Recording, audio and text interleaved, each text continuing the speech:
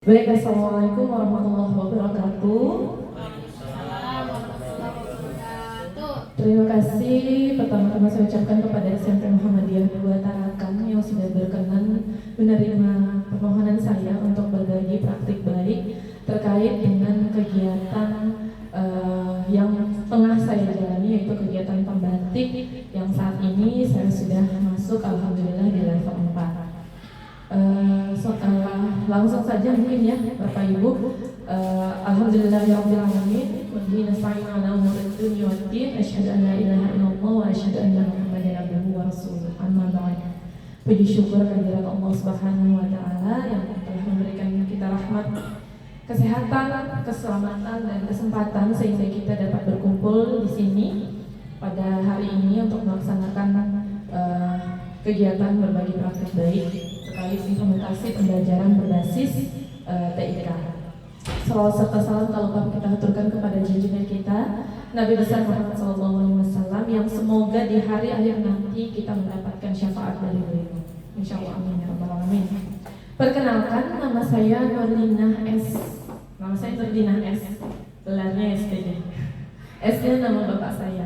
Asal sekolah saya dari SMP Muhammadiyah 1 Kota Tarakan, Provinsi Kalimantan Utara. Saya adalah peserta pembatik level 4 yang katanya jika di level 4 sudah masuk kategori sahabat teknologi tahun 2024. Kelas saya kelas 16, berbagi dan berkolaborasi. Jadi Bapak Ibu, terkait dengan yang saya mau berbagikan pada kesempatan kali ini adalah untuk kegiatan pembatik sendiri itu kita memang diajarkan untuk membuat sebuah aplikasi, mempelajari terkait dengan teknologi-teknologi yang dapat kita implementasikan atau kita gunakan dalam proses pembelajaran kita di kelas. Nah, jadi terkait dengan kegiatan ini, saya ada membuat sebuah inovasi pembelajaran yang saya beri nama petualangan Sonu. Jadi Sonu ini saya ambil dari kata sobat numerasi. Kenapa numerasi? Karena memang background saya sebagai guru pendidikan matematika. Jadi saya menggunakan bahasa sobat numerasi.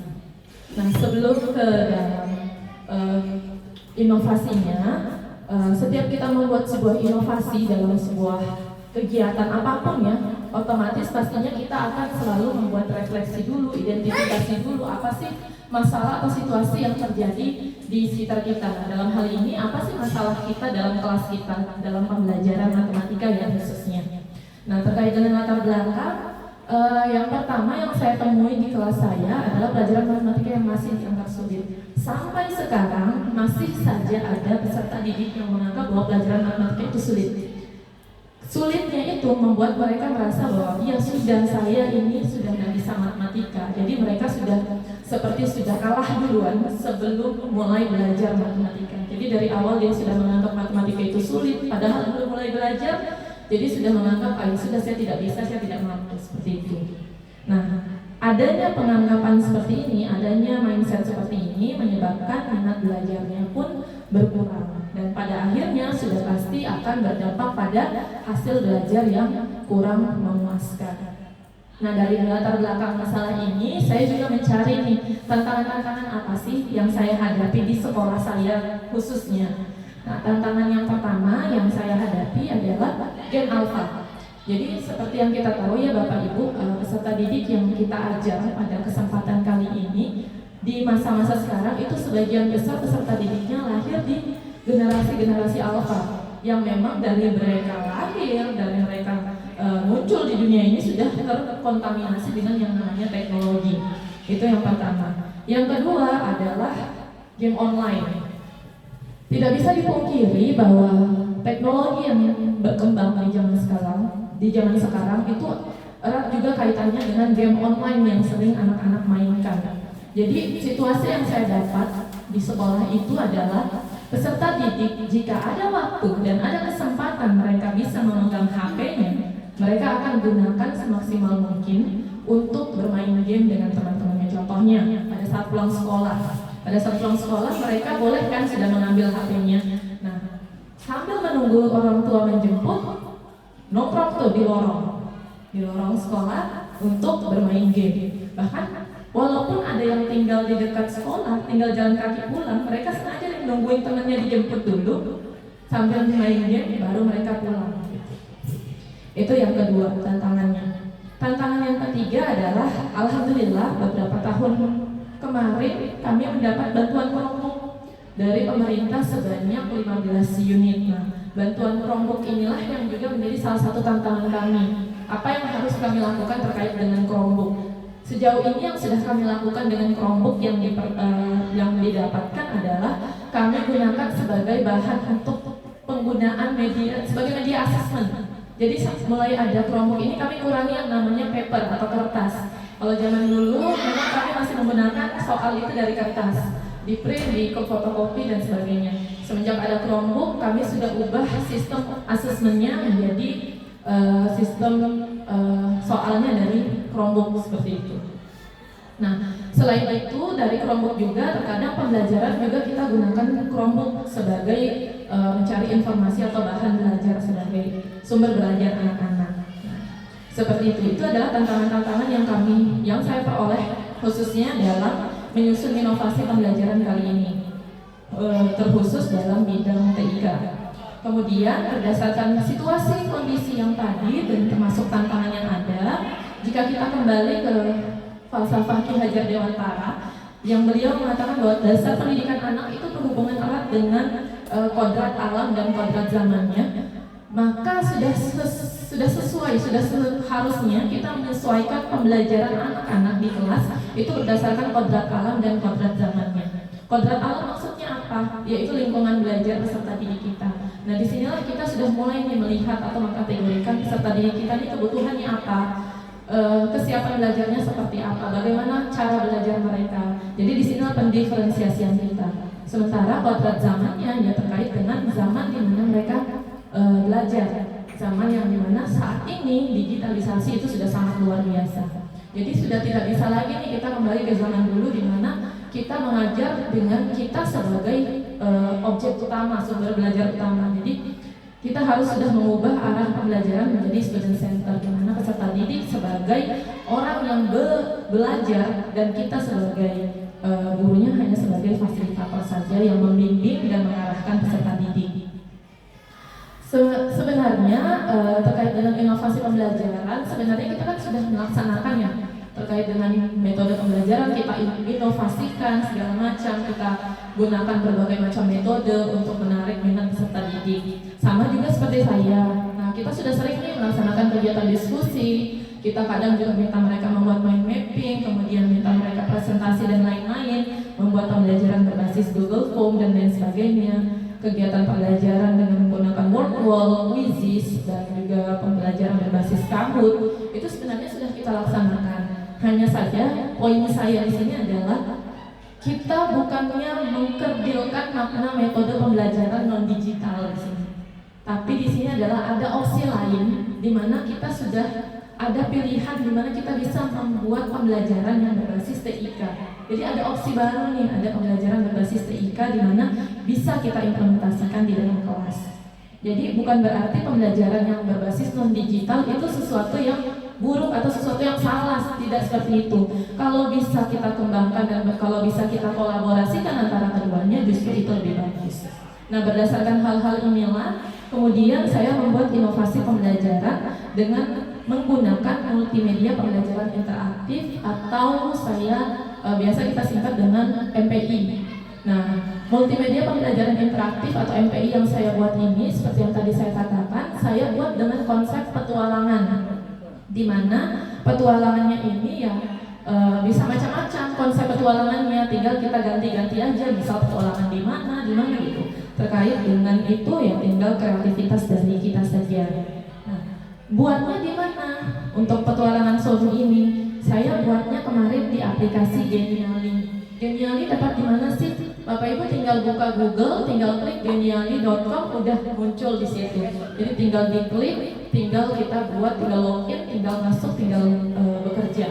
Alhamdulillah di Tarakan ini kita tidak terlalu susah masalah internet. Jadi kita bisa akses dengan mudah dimanapun dan kapanpun.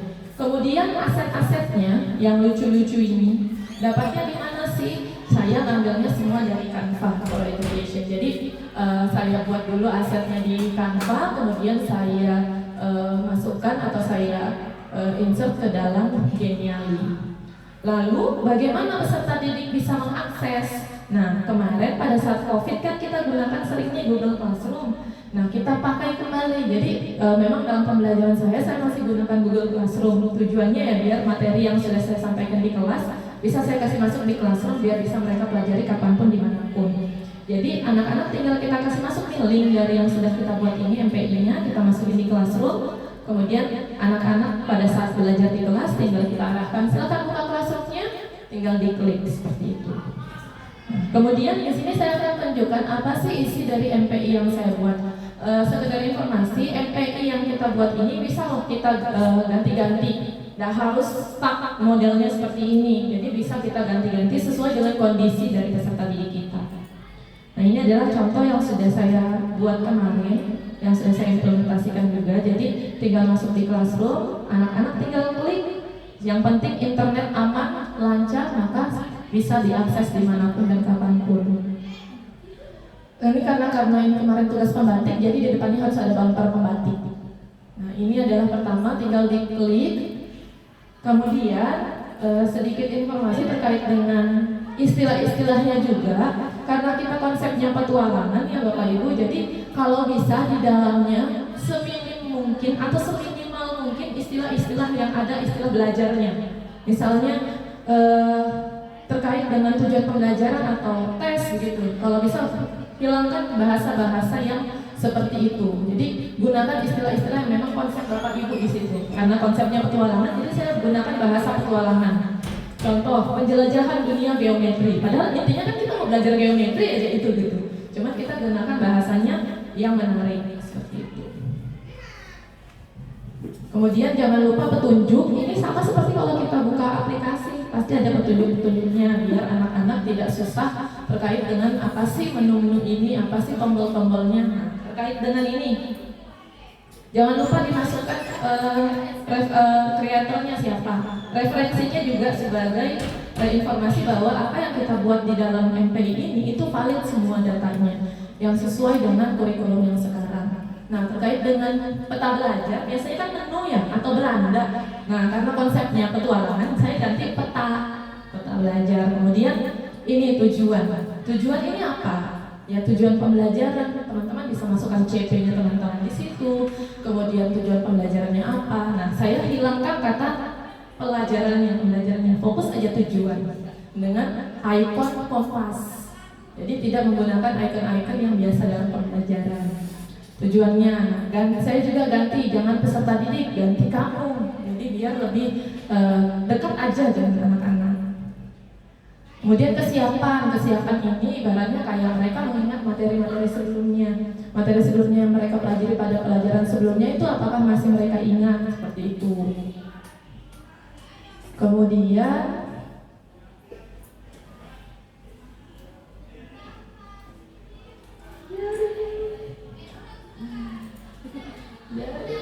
sabar ya Ibu Bapak. Tadi dia di TK apa juga begini. Astagfirullah. Kayak web di sini kan? Nah, makasih Bu Sri.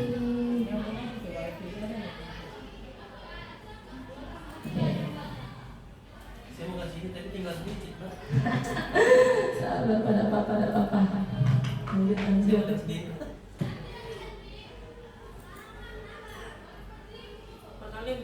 Saya juga mau kasih ini tapi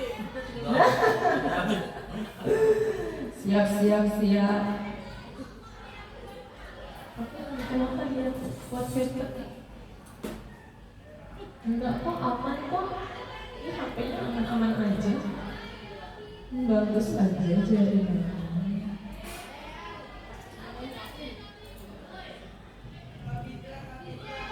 Nah, mungkin lanjut dulu lah kali ya Bapak Ibu. Jadi ini implementasi dalam proses pembelajaran di kelas. Jadi untuk yang pembelajaran ini saya implementasikan di kelas 9, di mana proses pembelajaran kita laksanakan seperti biasa, kegiatan awal, kegiatan inti dan kegiatan penutupnya sudah seperti biasa. Hanya saja MPI ini kita gunakan sebagai salah satu alat kita nih untuk mengajari anak-anak.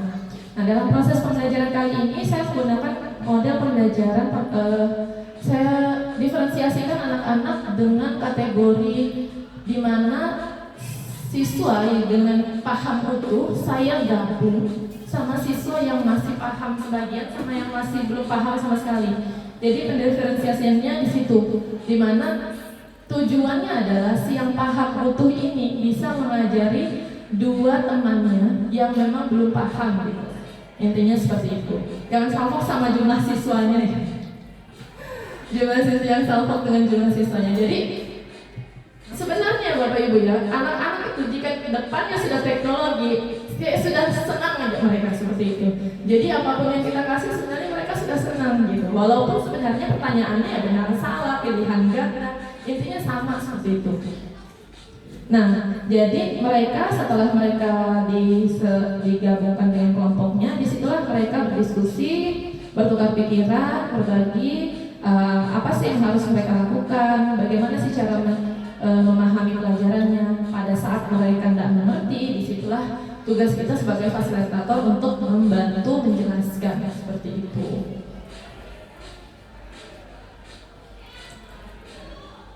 Nah, di sini mereka mengeksplorasi terkait dengan materinya, di mana apa sih materi yang penting, apa sih yang harus mereka pelajari terkait dengan, kalau saya kemarin materinya bangun ruang fokusnya di kubus dan balok dulu.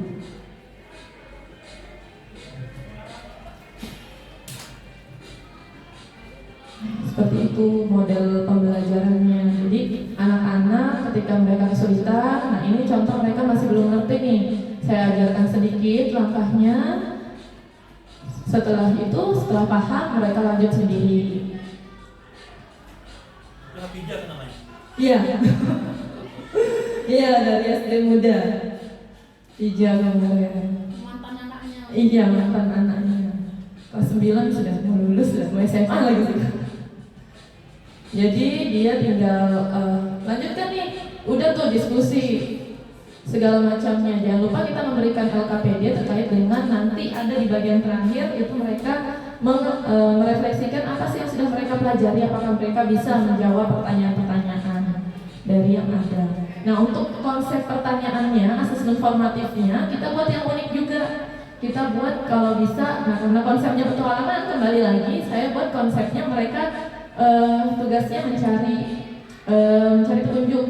Jadi mencari kode, jadi mereka bisa menyelesaikan satu level, dapat petunjuk, level berikutnya dapat petunjuk, jadi sampai mendapatkan misi terakhirnya, berhasil atau tidak.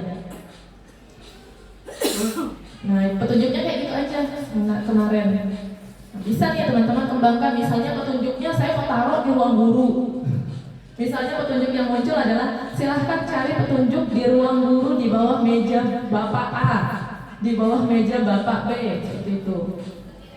Jadi anak-anak juga sudah merasa, oh seru nih, kejar-kejaran sudah di situ. Atau cari petunjuknya di belakang kursi ini, di jendela ini.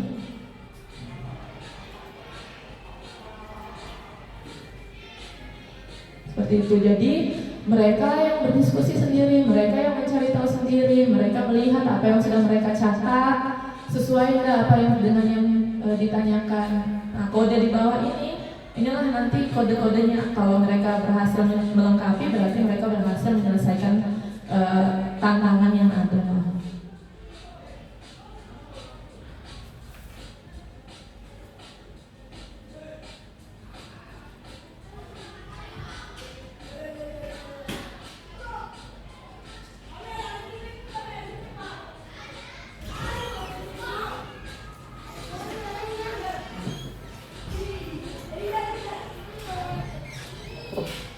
Nanti kalau mereka sudah selesai, tinggal dikumpulkan seperti biasa dan kayak biasa refleksi diri, refleksi antar teman. Nanti kalau mereka sudah selesai refleksi dan lain sebagainya, tinggal diberikan penguatan terkait materi pembelajaran pada hari itu. Tinggal diberi penguatan, kemudian diakhiri pembelajarannya dengan diakhiri pembelajarannya dengan berdoa dan salam. Jadi kurang lebih seperti itu. Nah, apakah kita bisa mengadopsinya ini kemudian kita kolaborasikan dengan metode pembelajaran? Bisa. Bapak Ibu bisa kok mengkolaborasikannya dengan metode pembelajaran yang biasa kita dapat kayak Jigsaw, kemudian to stay, to stray, itu juga bisa. Jadi bukan termasuk dalam artian pembelajaran yang kemarin-kemarin itu ya nggak betul, enggak, bukan seperti itu. Tapi dalam artian ini adalah opsi baru di mana kita menyesuaikan perkembangan zaman seperti itu. Nggak bisa juga sampai sekarang. Nah, kenapa dia nggak bisa?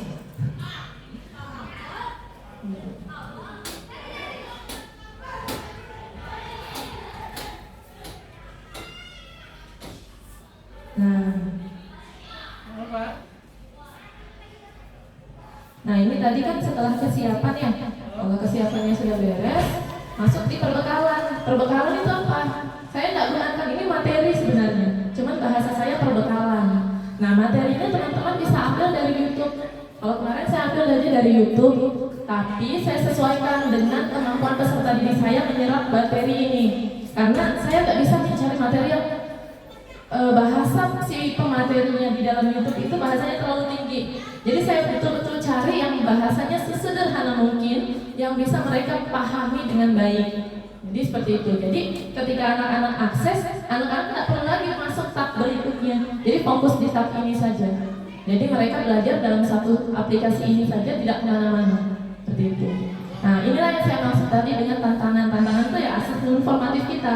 Jadi tidak menggunakan bahasa soal atau ujian atau bagaimana, tapi saya gunakan bahasa tantangan karena menyesuaikan dengan konsepnya tadi di awal.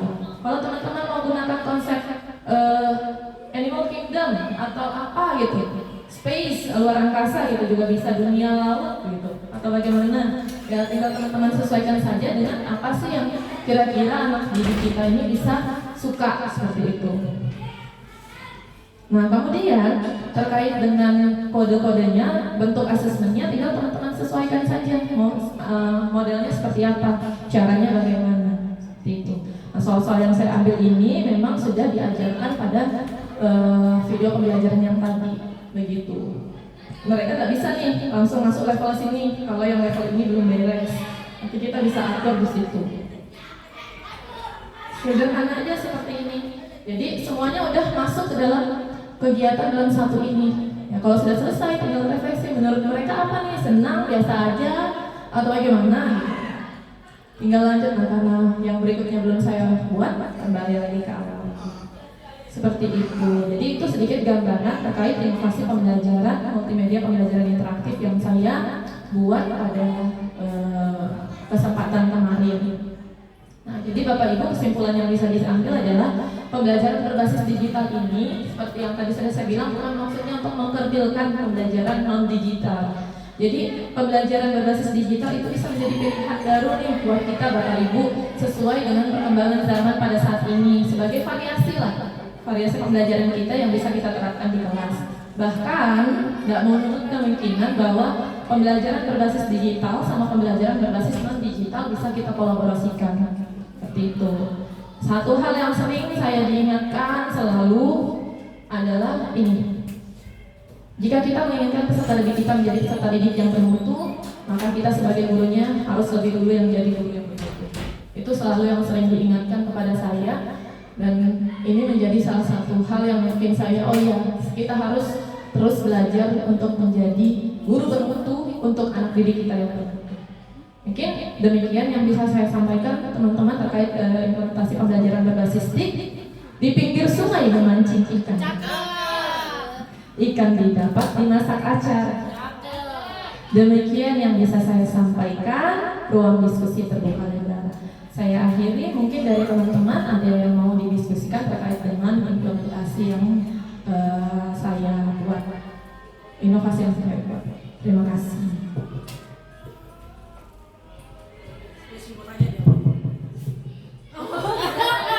Baik, terima kasih Ibu Nurdina atas ilmunya. Yang ingin saya tanyakan begini Bu, secara teoretikal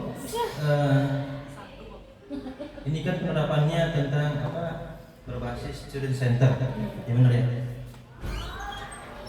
Apakah aplikasi aplikasi ini bisa digunakan tanpa adanya komputer atau mobile phone gitu. Ini kan bisa dengan materi atau subjek yang lain. Kalau saya kan bahasa Inggris, bahasa Arab gitu. Ini pasti bisa digunakan untuk makul yang lain gitu kan. Tadi tanpa ada, jadi maksudnya tanpa ada maksudnya kayak anak-anak tanpa HP, tanpa komputer gitu, tanpa Zirek, bisa nggak dipakai seperti ini? Terima kasih. Baik, terkait dengan pertanyaannya, apakah anak-anak bisa gunakan tanpa adanya menggunakan HP, tidak menggunakan laptop atau alat-alat sejenisnya seperti itu ya Pak ya. Namanya pembelajaran berbasis TIK ya Bapak Ibu, memang kita dibutuhkan hal-hal yang seperti itu. Jadi alat seperti mobile phone, kalau misalnya tidak ada laptop ya memang paling dekat kita bisa aja cuma pakai mobile phone. Kemudian kalau untuk tidak menggunakan barang seperti apa, alat-alat atau media seperti itu, sepertinya memang agak sulit Pak. Seperti itu, karena memang dia berbasis TIK. Hanya saja mungkin alternatifnya adalah jika memang internetnya tidak terlalu kuat atau bagaimana, bisa kita buat model pembelajarannya itu kita ganti dengan yang metode offline. Jadi ada sebenarnya aplikasi yang kita buat, jika kita buat, kita jadikan dia dalam bentuk offline. Jadi tidak menggunakan internet. Nah, hanya saja kalau untuk Genially itu belum bisa. Jadi dia masih, kecuali dia premium begitu. Nah, kalau dia ini kan masih yang basic, yang saya gunakan masih yang basic. Jadi terkait dengan kalau misalnya kita tidak menggunakan HP atau tidak menggunakan sebenarnya bisa. Tapi kita sebagai guru yang bergerak, jadi hanya proyektor saja. Jadi hanya anak-anak cuma melihat gitu. Jadi kalau mau interaksinya lewat proyektor, kita yang menggerakkan, anak-anak bisa. Mungkin kalau misalnya nggak pakai sama sekali, mungkin bisa pakai akses yang seperti itu. Jadi kita pakaikan proyektor, anak-anak kita lihatkan, kemudian anak-anak tidak perlu pakai HP, tidak perlu pakai laptop, tidak perlu pakai apa, jadi anak-anak lihat semua di depan. Nah, cuma mungkin metode pembelajarannya atau pendiferensiasiannya itu paling hanya bisa diproses karena kan materinya sama, otomatis karena satu arah pembelajaran. Jadi dia nggak bisa kecuali Bapak memberikan berbagai model materi dalam artian yang terkait dengan yang suka materi kontennya terkait dengan apa, itu pendiferensiasian kontennya juga dipikirkan kan Pak. Kalau cuma satu arah begini, paling cuma bisa di produk, diferensiasi produk sama diferensiasi proses. Gitu. Jadi kita aja nih sebagai apa sih kalau misalnya kalau dia misalnya nggak dilibatkan dengan tim, itu sebenarnya bisa dengan metode yang kayak mencari harta karun itu. Yeah. Nah itu berapa kali kan saya sudah pernah coba yang kayak gitu. Kalau mau dipakai bukan hanya proses sama produk aja sih, sebenarnya mau pakai yang model gaya belajarnya juga bisa gitu. Ya proses itu gaya belajar ya. Produk bisa, sama apa konten juga bisa gitu. Karena kayak waktu kami mencari harta karun misalnya ya, mau dia entah dia surat kah, mau dia tentang yang prosedur kah, mau tentang apa. Nah itu yang kontennya yang saya bedakan dengan yang lain. Makanya antara kelompok satu dengan kelompok yang lain itu dia nggak boleh mengambil, misalnya ya saya taruhkan tuh amplopnya itu saya sebar di seluruh sekolah. Kemudian misalnya saya anukan nih nasi goreng misalnya gitu ya, nasi goreng berarti kelompok nasi tumpeng nggak boleh dong ngambil kelompok nasi goreng. Nah kemudian mereka itu diberikan masing-masing tuh kayak kode deskripsi gitu. Tapi kode deskripsinya nggak langsung yang kayak mungkin kayak Belinda itu kan langsung bilang ya ada berada di lacinya Pak ini gitu, Pak B gitu. Kalau saya enggak, saya macam kayak kasih kode gitu. Misalnya berada di antara gitu, aku berada di antara berada di antara sela-sela buku wanita paling hebat sepanjang abad misalnya kayak gitu. Nah itu ada di antara buku-bukunya yang memang koleksi buku saya tentang Khadijah dan Fatimah. Jadi mereka tuh cari kayak gitu, mereka oh ini ya gitu. Jadi orang cari oh ini dia punya kodenya. Jadi kalau misalnya nggak melibatkan itu semua sebenarnya bisa, tapi memang ribet karena butuh persiapan yang agak panjang. Butuhlah sekitar 1 jam 2 jam untuk menyediakan bahan belajarnya, alat peraganya.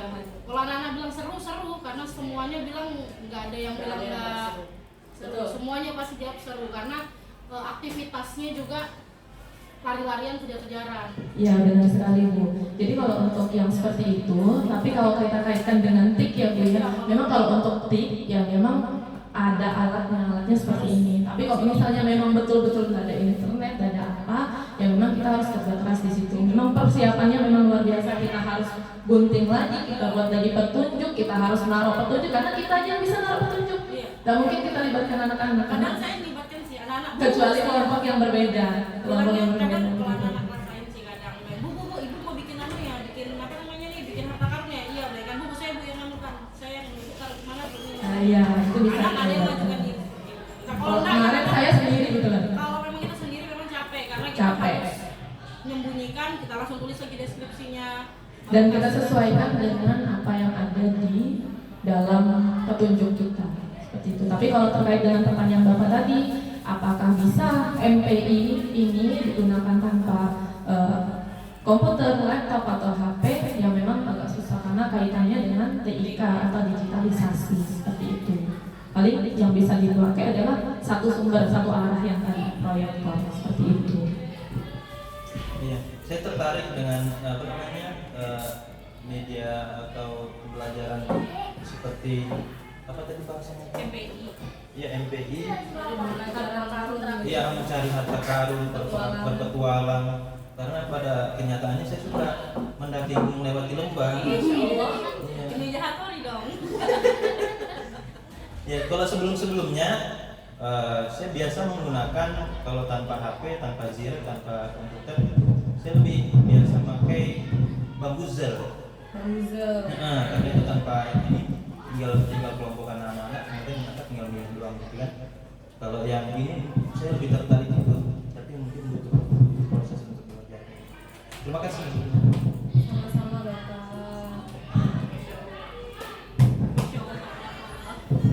Harus Pak Taklim ya, Pak Taklim.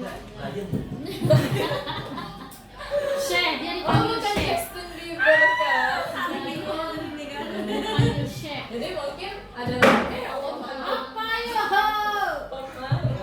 Jadi mungkin ada lagi Bapak Ibu, mungkin atau yang mau berbagi atau sharing terkait dengan siapa tahu ada yang ingin menjelaskan terkait dengan proses pembelajarannya sebelumnya atau bagaimana? Kalau tidak, ya Bapak di belakang. Tadi mohon maaf sebelumnya kan saya baru makan di sini. Saya sudah pernah mencoba metode pembelajaran menggunakan media word wall sama quiz. Jadi Ya udah apa-apa lah Bu. Udah apa-apa lah. Enggak apa-apa. Gas. itu sudah saya laksanakan di kelas 8B. Dan kami kan jurusan BK. Jadi kami memberikan namanya layanan klasikal. Jadi kami memberikan layanan klasikal di kelas menggunakan media word dan quiz yang dimana itu kan juga terkaitan dengan perkembangan teknologi. Alhamdulillahnya pas saya menerapkan metode pembelajaran seperti itu, anak-anak semangat belajar. Ibaratnya tuh pemikiran saya gini, ketika kita belajar sambil menyenangkan, ketika anak-anak kita belajar sambil bermain game atau berkompetisi, insya Allah ketika kita memberikan sesuatu seperti itu, anak-anak itu akan menyerap ilmu yang mereka dapat. Kenapa? Karena dari mood yang kita berikan mereka tuh merasa menyenangkan dan kita besar. Jadi menurut saya ketika kita menggunakan media pembelajaran menarik, anak-anak akan berkembang. Iya benar sekali. Ya benar sekali Bapak yang baru magang ini. Betul sekali memang terkait. Jadi bapaknya siapa namanya? Saya tak memperkenalkan diri tadi. Bapak siapa? Dia cuma memperkenalkan bahwa dia magang di sini. Bapak yang baru magang. Ya memang benar sekali. Oh Pak Randi. Bukan Randi, Randi, oh iya, Pak Randi. Jadi memang benar sekali, memang kalau untuk multimedia terkait dengan pembelajaran berbasis digital, memang sesuai dengan zamannya, anak-anak itu sedikit saja kita kasih ini sudah tertarik. Jangankan 2 tahun dikasih HP dia tidak mau lepas. Apalagi anak-anak yang sudah mengerti bagaimana cara menggunakan HP. Jadi kita memang harus wajib untuk mengikuti perkembangan zaman. Seperti yang tadi Ki Hajar Dewantara mengatakan bahwa kita harus mengikuti zamannya mereka, di mana mereka pada saat ini memang zamannya digitalisasi. Mau tidak mau kita harus belajar ke arah situ, tidak bisa lagi kita kembali ke zaman yang kemarin-kemarin seperti itu. Oke, cukup ya, Bapak Ibu. Oh ya, mungkin demikian materi berbagi praktik baik dari saya terkait implementasi pembelajaran berbasis TIK. Sebelum saya menutup, sekali lagi saya ucapkan terima kasih banyak kepada SMP Muhammadiyah 2 Tarakan yang sudah berkenan menerima saya untuk berbagi praktik baik terkait kegiatan pembatik yang sedang saya lakukan.